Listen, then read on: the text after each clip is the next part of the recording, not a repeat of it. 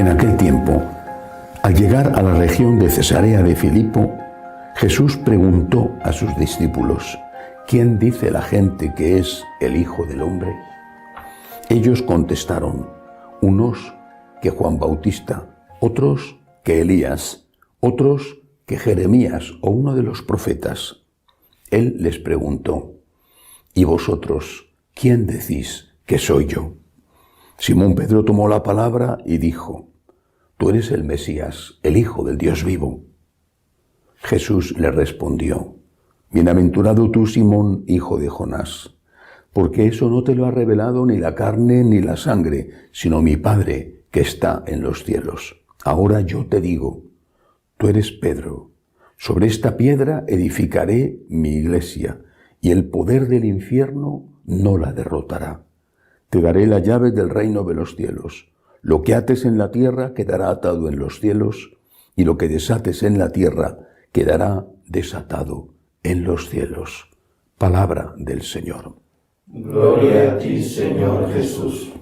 Hoy la Iglesia celebra la fiesta de la Cátedra de San Pedro. Es un día, no es lógicamente el único día, pero es un día especial para rezar por el Papa. También con una intención por el Papa emérito, por el Papa Benedicto. Y es un día para recordar la misión del Papa, la Cátedra de San Pedro. La cátedra significa la enseñanza, el sitio desde donde se enseña, la enseñanza de San Pedro, es decir, la enseñanza del Papa, el magisterio de la Iglesia.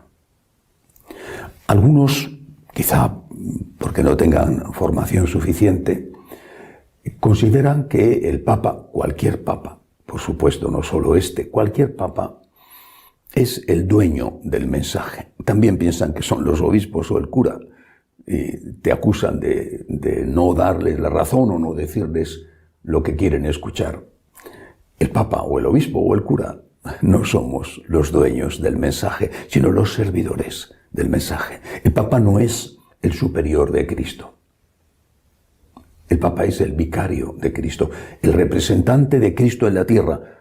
Santa Catalina de Siena decía: el dulce Cristo en la tierra. Pero este representante es el representante, es el que representa. Un representante, y no es, me refiero solo, por supuesto, al Papa Francisco, sino a cualquier Papa en cualquier momento, un representante es alguien que hace las veces del ausente, pero que no puede contradecir a ese ausente, no puede ir en contra de los intereses o de las enseñanzas del ausente. Repito, la ignorancia de algunos les lleva a creer que el Papa es el dueño del mensaje y que puede hacer con ese mensaje lo que quiera, como si un Papa, el que fuera, pudiera decir en un momento dado: habéis oído que Jesucristo os dijo, pero yo os digo. Esto es impensable y no ha ocurrido nunca. Ni siquiera puede decir ningún Papa, puede decir: habéis oído que mi predecesor enseñó, pero yo enseño.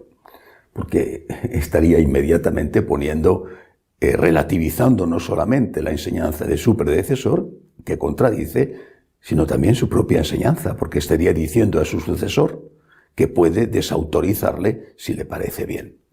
Eso es la tradición, precisamente. La tradición es el conjunto de la enseñanza magisterial de la Iglesia, concilios y papas, durante sus 2000 años de historia. Si se contradice la tradición, si se niega o reniega de la tradición, el que lo hace queda él mismo desautorizado y se pone a merced de la desautorización de su sucesor. Por eso, ¿cuál es la enseñanza del Papa? Jesucristo lo dijo muy claro. Después de que San Pedro, este mismo San Pedro, le negó 3 veces, el Señor resucitado le preguntó por 3 veces si le quería.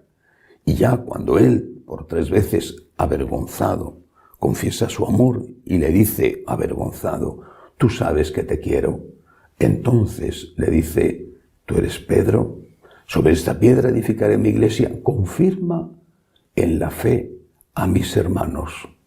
Esta es la misión del Papa. No crea la fe, renueva la fe, modifica el contenido de la fe, sino confirma en la fe a mis hermanos, confirma en la fe.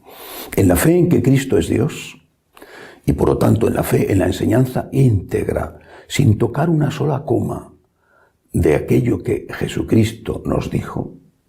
En la fe en que Cristo murió por nosotros, en que Cristo es el único Salvador del mundo, el único. En la fe en que Cristo resucitó y nos ha abierto las puertas del cielo que existe. Esta es la fe en la que el Papa, en cualquier momento de la historia, tiene que confirmarnos a todos los que queremos seguir a Jesucristo.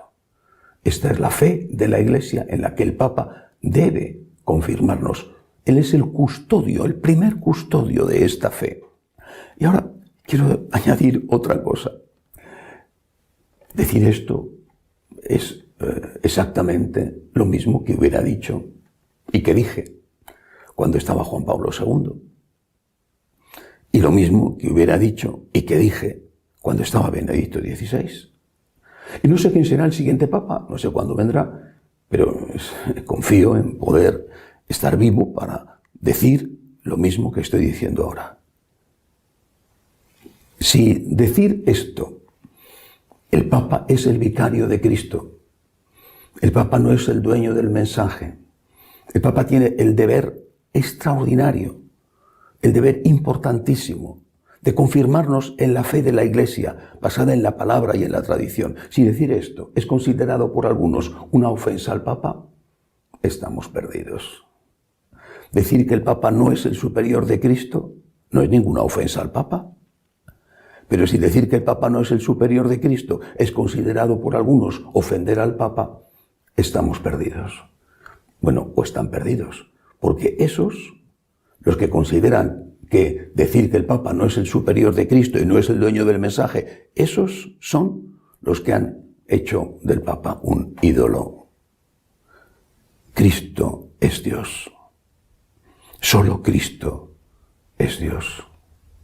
Y después todos los demás, San Pedro incluido, que por cierto le negó 3 veces, todos los demás, pues somos seres humanos que estamos siguiendo a Cristo. Todos los demás, desde el primero al último.